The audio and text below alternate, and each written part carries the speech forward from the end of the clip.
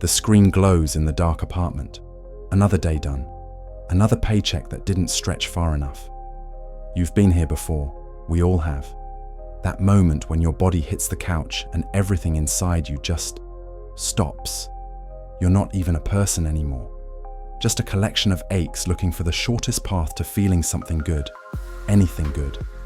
So you reach for your phone. The apps are waiting. They know exactly when you'll come. They've studied you, measured your habits. They understand your exhaustion better than you do. 3 taps and dinner is on the way. 2 more and entertainment flows into your eyes. The algorithms don't care that you're tired. They prefer it. You work all day. Come home exhausted. Open the app. Order food. Turn on TV.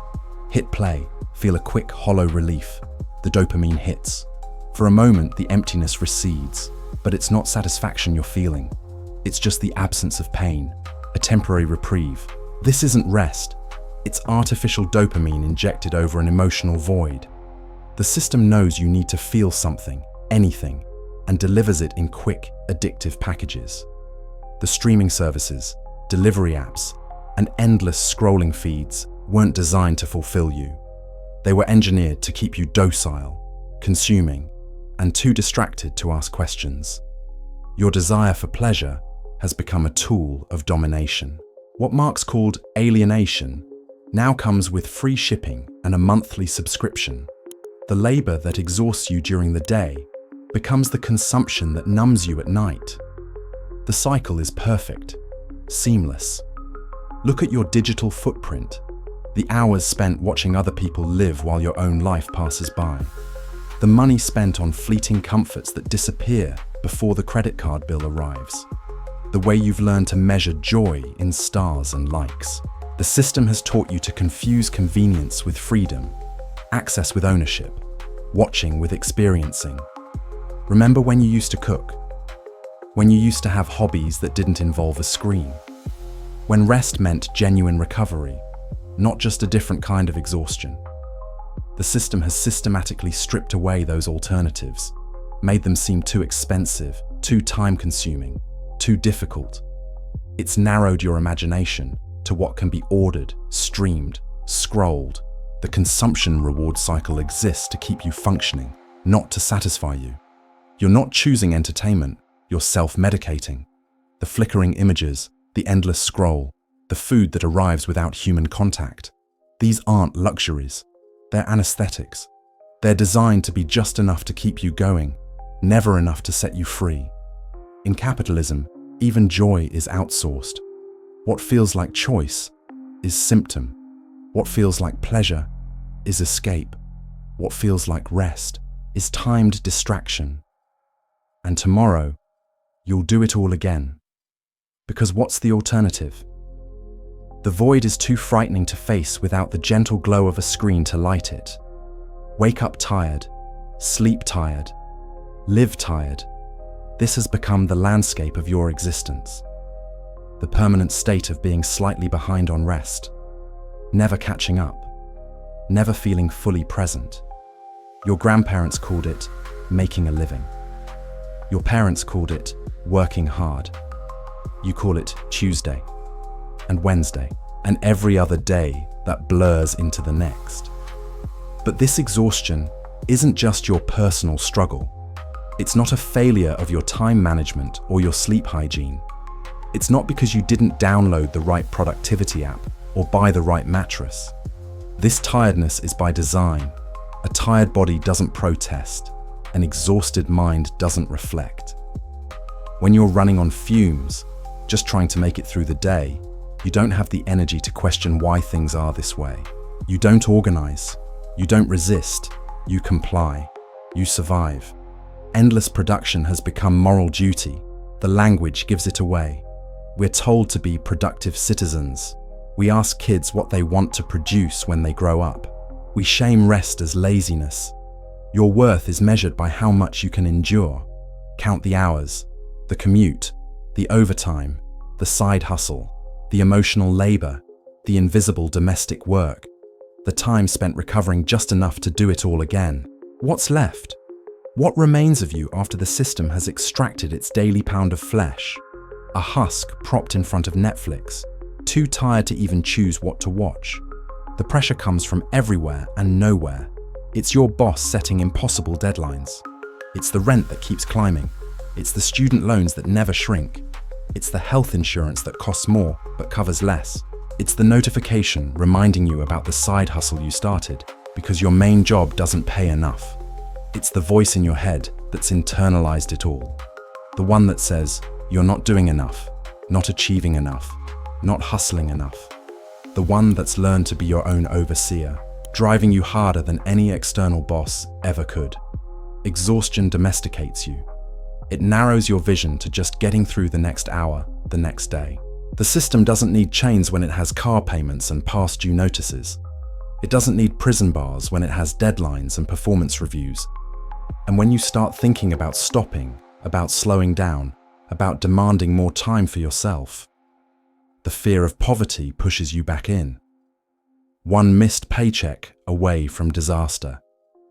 This isn't a system failure, it's the engine. This isn't a bug, it's the program running exactly as written. The most insidious part?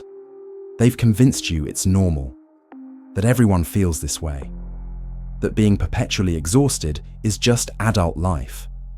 And if you can't handle it, well, maybe you're just not trying hard enough. Maybe you need better time management. Maybe you need to wake up earlier, sleep faster, optimize your commute, meal prep on Sundays, answer emails in the shower. Maybe you need to become less human and more machine, because that's what the system wants. Perfect, tireless production units that don't demand silly things like meaning, connection, or rest. You're not exhausted because you failed. You're exhausted because you obeyed.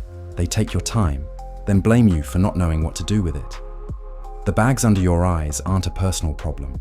They're evidence of theft. The tremor in your hands isn't weakness. It's testimony. The delivery person leaves your food at the door. No contact necessary. You don't even have to look another human being in the eye. The packaging crinkles as you settle deeper into the couch. The show auto-plays the next episode. You didn't choose it, but you don't resist. While you rest on the couch, the system is programming your mind. Every series, every trend, every meme carries more than content. It carries conformism disguised as entertainment. The stories you consume aren't just stories, they're frameworks for understanding the world and your place in it. You laugh, identify, share, and are slowly molded. The characters who accept their exploitation with a punchline. The plotlines where systemic problems get solved by individual heroics. The subtle message that being poor is either your fault or temporary, never structural, never by design. Look closely at what you're watching. The sitcom where working-class characters somehow afford spacious apartments. The drama where healthcare costs never bankrupt the protagonist. The reality show that promises anyone can be a millionaire with the right attitude. The superhero who fixes with violence what could only truly be solved by changing systems of power. Modern ideology doesn't impose, it packages. It arrives with your takeout. It streams with your shows. It comes with free shipping. It tells you that you deserve all this convenience, all this content, as long as you don't question where it comes from or why. Who made your food? What are they paid? Who delivers it? What happens when they get sick, get injured, get old? The screens don't want you asking these questions. The apps don't have buttons for them.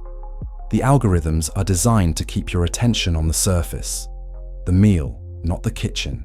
The package, not the warehouse. The content, not the creator. The fetishism of commodities has become pop culture. We don't see the labor behind our consumption anymore. The warehouse workers, the delivery drivers, the content moderators, the underpaid writers. We just see the final product, shiny and divorced from its human cost. The blood and sweat have been digitally removed, edited out, filtered away. Marx wrote about how capitalism hides labor relations behind the commodity. Today, it hides them behind a user interface. The exploitation is still there, but it's been moved off screen, out of frame, behind a loading icon. Tap here for food. Don't think about who made it. Swipe here for entertainment. Don't worry about who created it. Click here to buy. Don't ask about who produced it. Even your resistance has been commodified. Feel bad about inequality? Watch a documentary about it. Worried about climate change? Buy eco-friendly products. Concerned about labor exploitation? Order from the app that charges $1 more but promises better conditions. The system offers you ways to feel like you're pushing back without ever having to leave your couch, without ever having to disrupt the mechanisms of your own comfort. Your politics have been reduced to consumer choices, your activism to hashtags, your community to followers, your identity to preferences algorithmically determined and sold back to you. Alienation now has a soundtrack.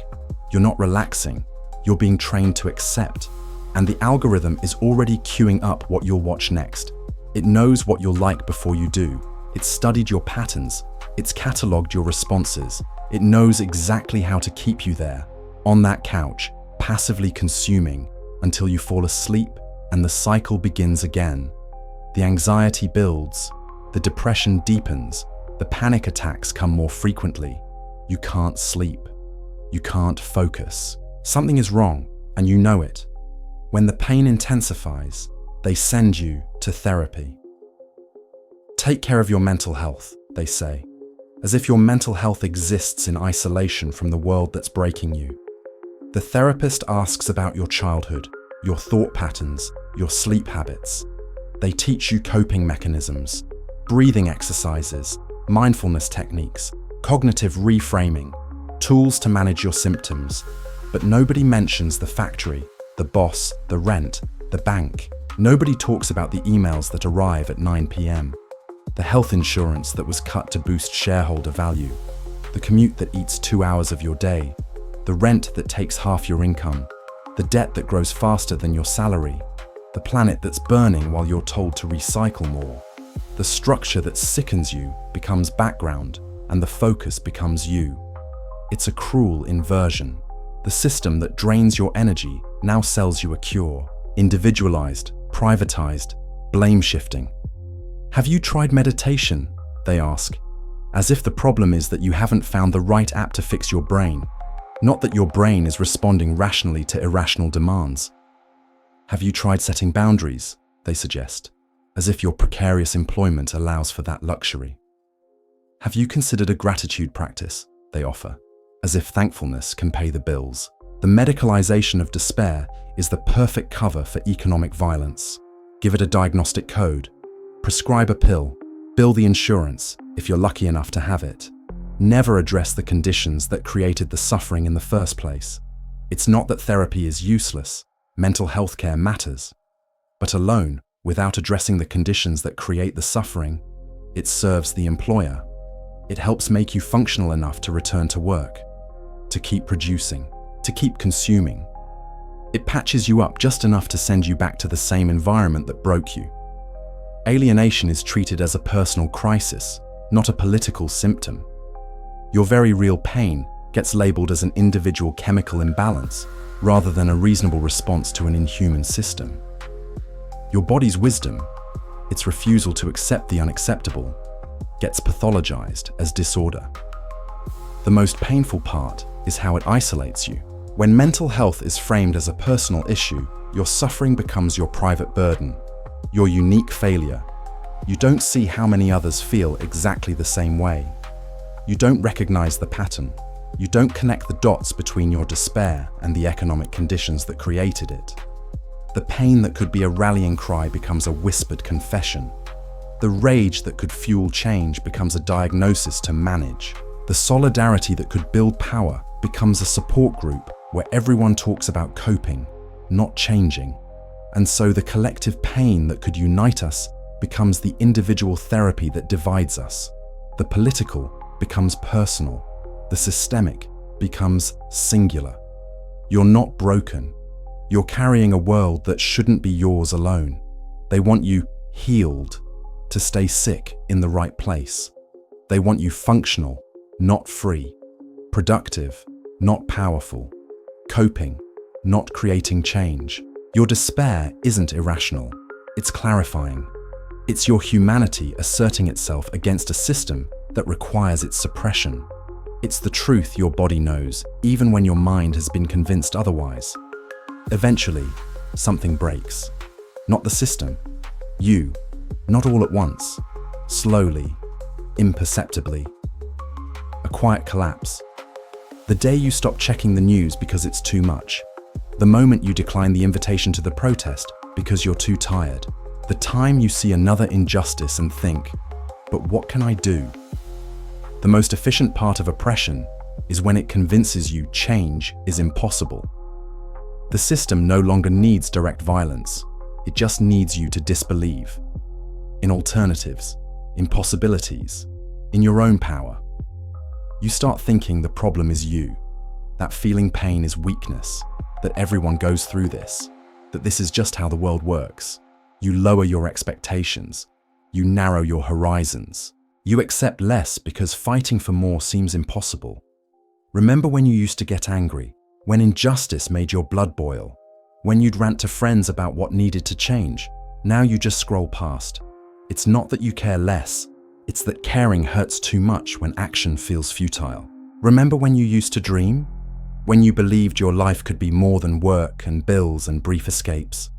When you thought society could be reorganized around human needs, not profit?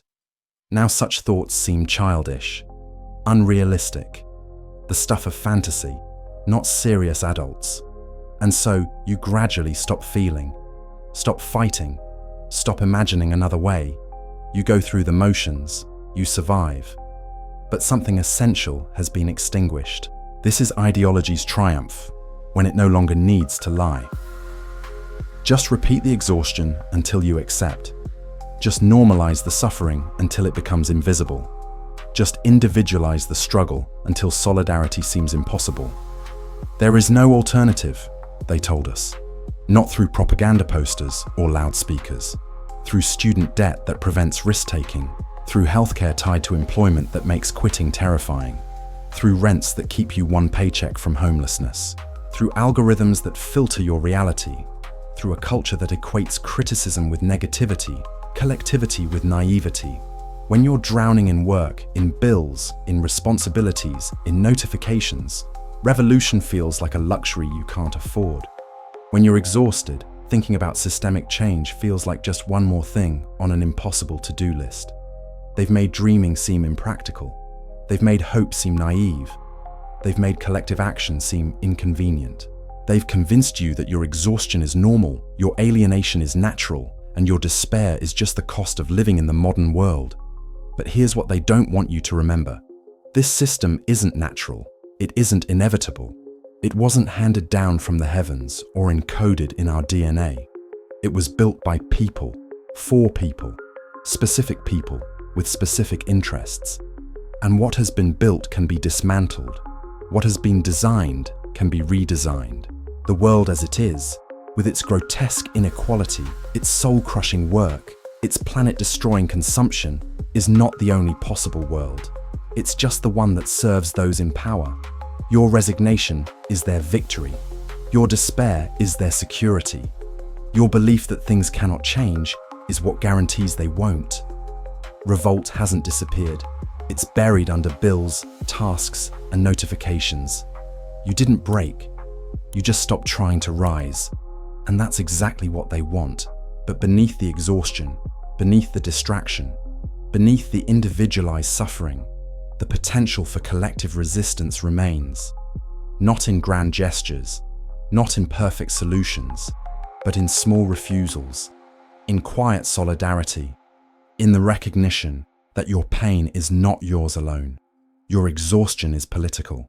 Your despair is shared. Your struggle connects you to millions of others fighting the same battle, against the same system, for the same dignities. The first act of resistance is to name what's happening, to call exploitation what it is, to recognize that your burnout isn't a personal failing but a systemic outcome, to understand that the emptiness you feel after hours of scrolling isn't your moral failure, but the intended product of an attention economy built on extraction. The second is to find others who see it too, not to immediately overthrow everything. That's too much pressure when you're already drained. But to create small spaces of solidarity, to share resources, to rest together, to remember that mutual aid isn't charity, it's survival. It's the shadow economy that's always existed alongside capitalism's brutality. The third is to reclaim your attention, to take back your focus from the algorithms that fragment it, to create space to think, to feel, to imagine something different, to resist the colonization of your mind, your time, your desires, to remember that before you were a consumer, you were a human being with the capacity to create, to connect, to change. This isn't about having all the answers. It's about asking better questions. It's about refusing to accept exhaustion as normal, refusing to accept despair as natural, refusing to carry alone what was designed to crush us collectively. The system wants you isolated, exhausted, and numb, connected only through consumption, relating to others only through competition, finding identity only through brands, measuring worth only through productivity, experiencing joy only through purchases.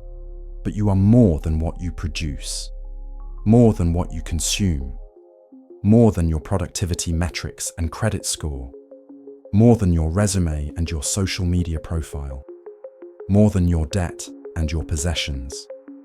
Your worth was never in question. The system that questions it is. Your humanity was never the problem. The structures that deny it are. Remember that. Even when you're tired, especially when you're tired, when the apps are calling, when the couch is beckoning, when giving up seems like the only rational choice, the path forward isn't clear. It never has been.